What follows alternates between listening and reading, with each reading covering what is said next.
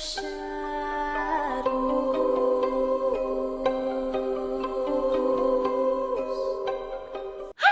it's Hailey Reese and welcome back to my YouTube channel. I am so grateful that you are here and I hope that you are having an absolutely fantastic morning, afternoon, or night, whatever it is for you when this video finally reaches you. Today's video is absolutely terrifying. We are going to be diving into 3 shocking, disturbing, and bone-chilling encounters that occurred in underground parking lots. Now, I don't know about you guys, but ever since I think I watched this movie, oh my goodness, I cannot remember right now what it's called. P1 or something? I'll put it up on the screen. But ever since I watched that when I was younger, I've always looked over my shoulders a little more in underground parking. And these stories are all the more reason as to why, as per usual, you should always have your guard up and always be aware of your surroundings. Before we get into these stories though, I do just want to let you guys know that if you've been thinking about joining our Patreon fam, now is an awesome time to do it because this coming week we have a couple of Zoom calls planned, which are going to be so exciting. You get to talk with me one-on-one. You don't have to turn your camera on if you're not comfortable. You don't have to even type if you're not. If you just want to hang out, you totally can. But beyond that, Patreon also has exclusive content and it's a space where you can message me one-on-one indirect messages. So I will have that linked down in my description box. Absolutely no pressure to join. I just know that there's a few of you who have been thinking about it and I think this would be a really awesome time to join the fam. But without further ado, sit back, relax, and maybe turn a light on because these stories are absolutely chilling.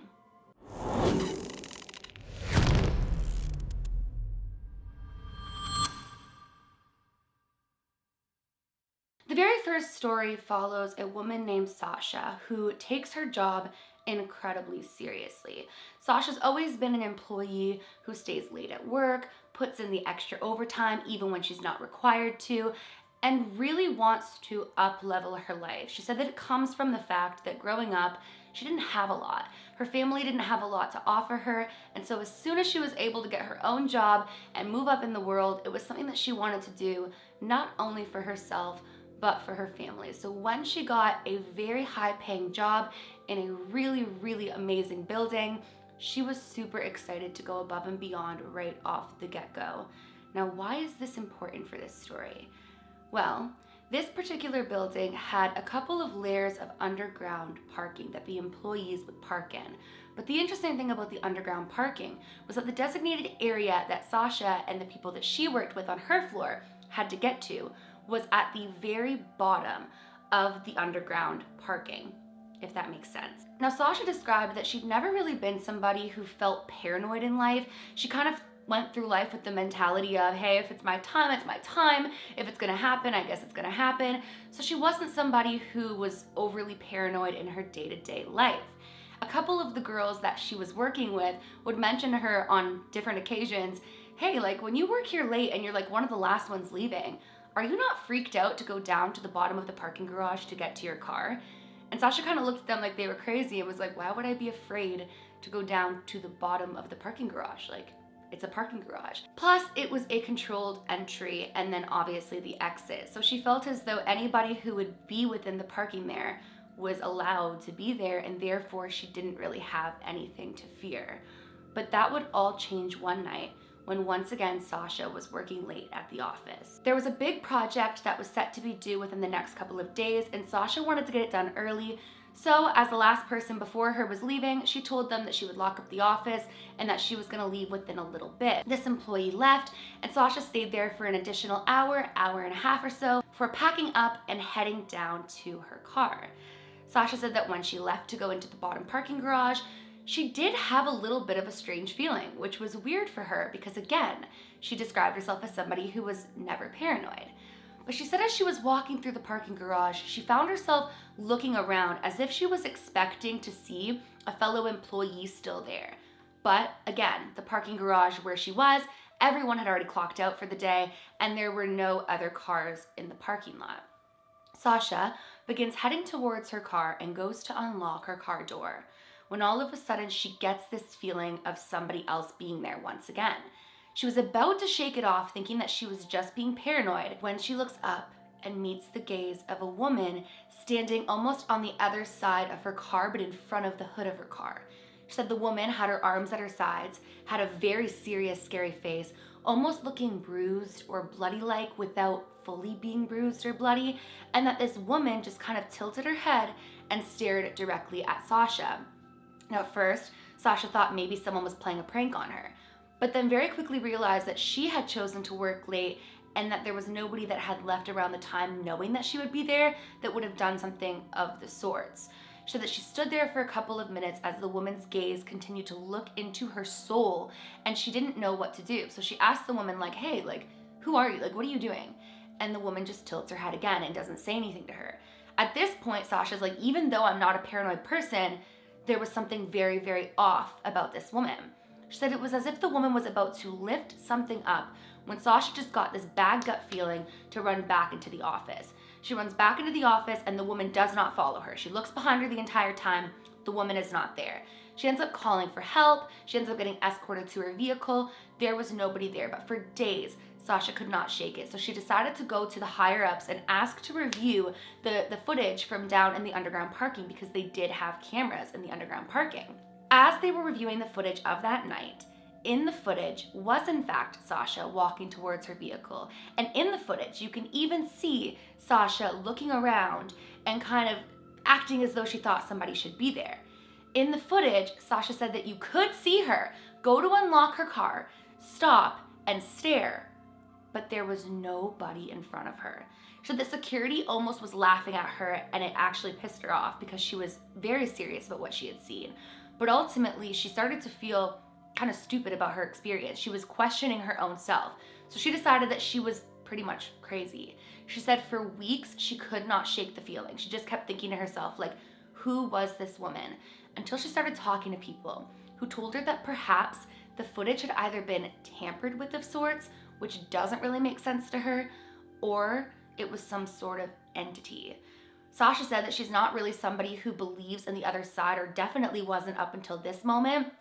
But to this day, she feels as though whatever that was truly, truly evil, whether it was a person or it was an entity or whether she was just going crazy. She said the entire experience was disturbing and dark, and that she ended up actually transferring to another branch of where she worked because she didn't feel comfortable going down to the underground parking after that. I can't even imagine not only having that experience, like when I really put myself in those shoes of being the only car in the underground parking and approaching it and having a weird feeling and then meeting the gaze of this woman who doesn't even chase you. Like, what was the purpose of her being there? She didn't even speak, and then she didn't show up on the footage. I definitely want to know what you guys think of that, but let's get into the other experiences.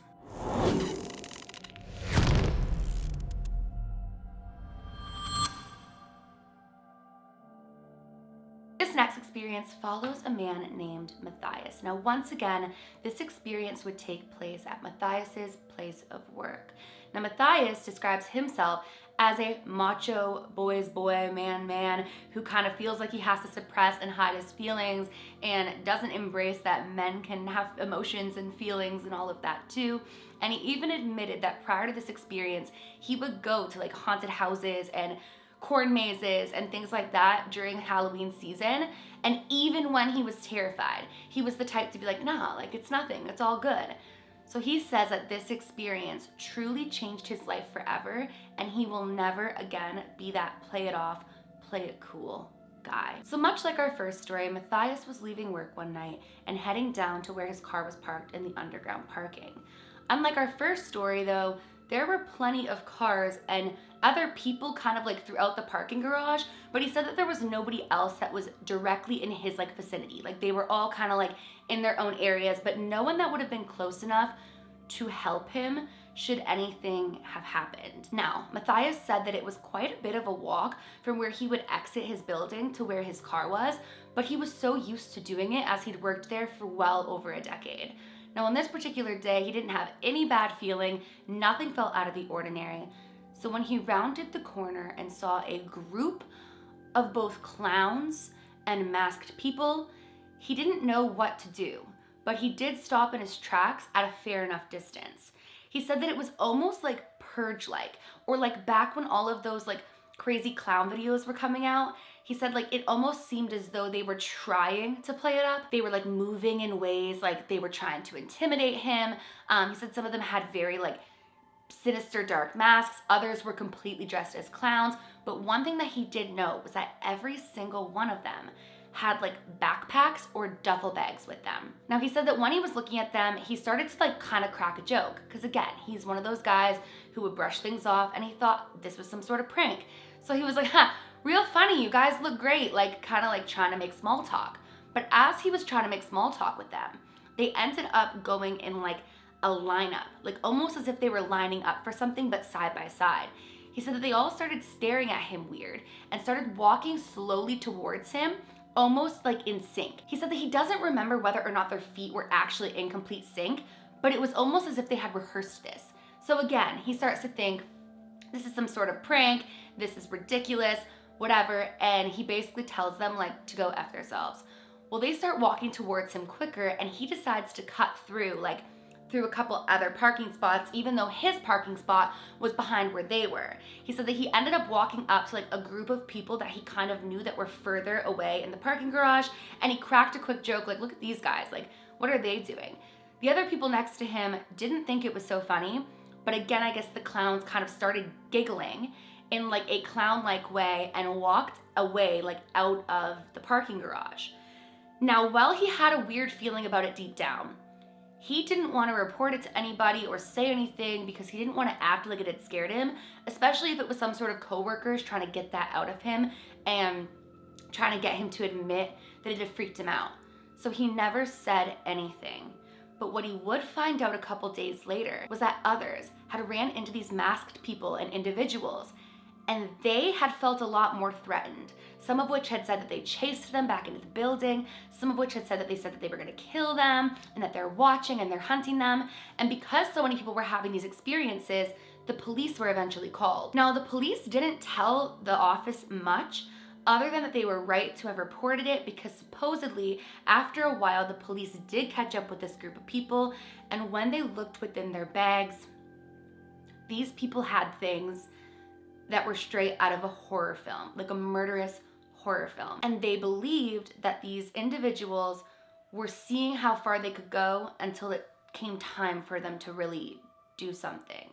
Now, Matthias said that this was the first time in his life he felt absolutely sick to his stomach, because part of him that day had thought about challenging them because he didn't think that it was real. He thought about like approaching them and challenging them.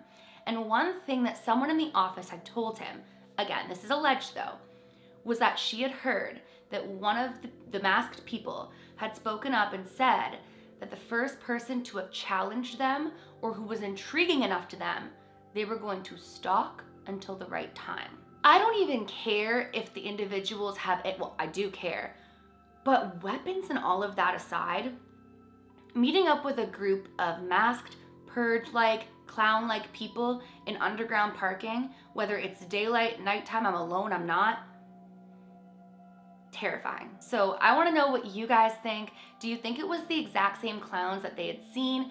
Do you think that they were just messing around? Do you think they were truly going to do something? Definitely let me know that in the comment section below. And let's get into our third terrifying encounter.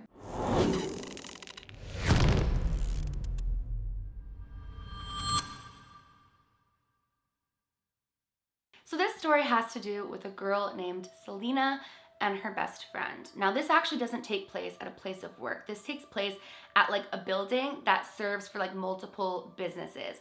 One of which being like a workout studio that does multiple classes. It's not like an actual gym, but it does like individual classes. So like Pilates or like spin cycle, things like that. So Selena and her best friend would often take like the late night gym classes at this particular gym, but they enjoyed different classes. The one thing that they would always do though is they would carpool together. So one of them would go to like a Pilates class, the other would go to a spin cycle. I don't actually know which it was, but either way, they would normally finish like give or take around the same time, and then they would meet back at the car to like carpool ride home together. Now, one thing that I will say is if this was me, I likely would not go down and wait by the car. I most likely would wait outside of the gym class. But in their particular situation, or at least in this specific instance, she ended up going down to wait for her friend by the car. This again was underground parking. Now again, these were late night classes, right? So even though Selena did say that there was other people down in the underground parking, majority of the other businesses within the building were already closed for the night. And so it was kind of just like gym goers getting back into their cars and leaving. Selena said that she was walking through like an almost empty parking garage and kind of like just going slowly towards the car on her phone, just waiting for her friend to come down and get her. And that was when she noticed a man turn the corner in his vehicle, stop it, and stare at her. Now, something that she thought was really weird off the get-go was that he had stopped in a way that blocked off the car that Selena was trying to get to. But it wasn't Selena's car. So she wasn't able to unlock the car and jump into it. She had to wait for her friend to come down.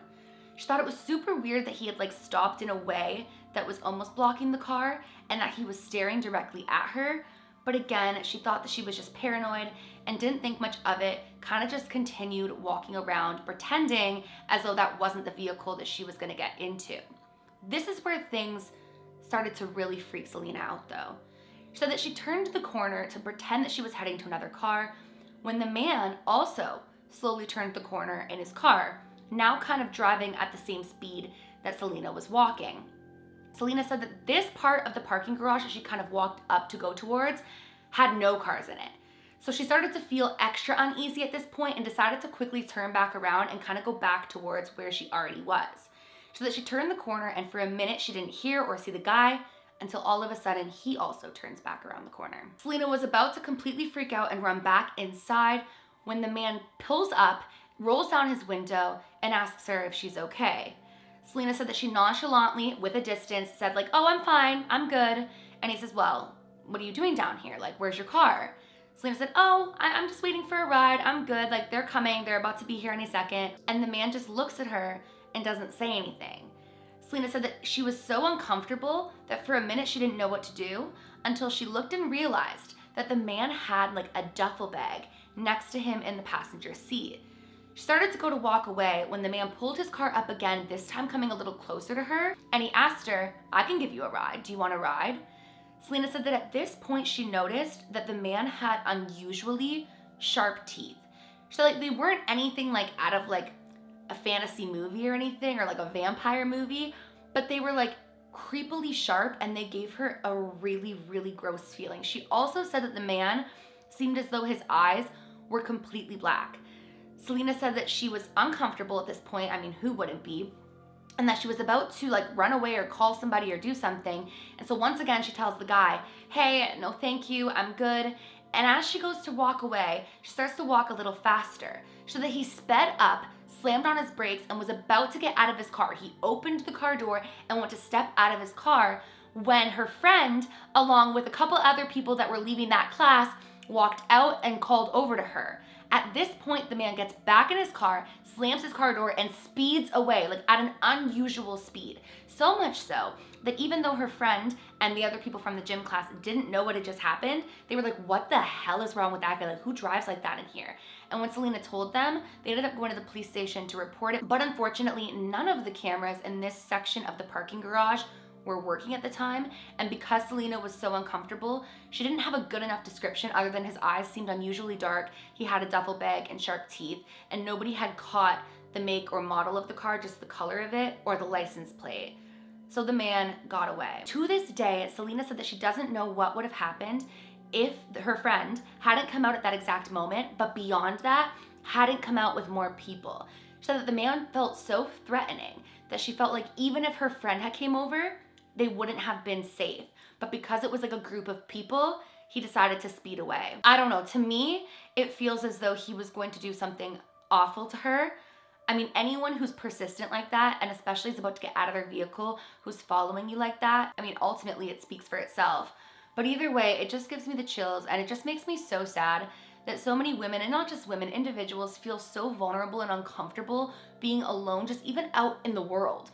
Because there's so many people who just have these dark, awful motives.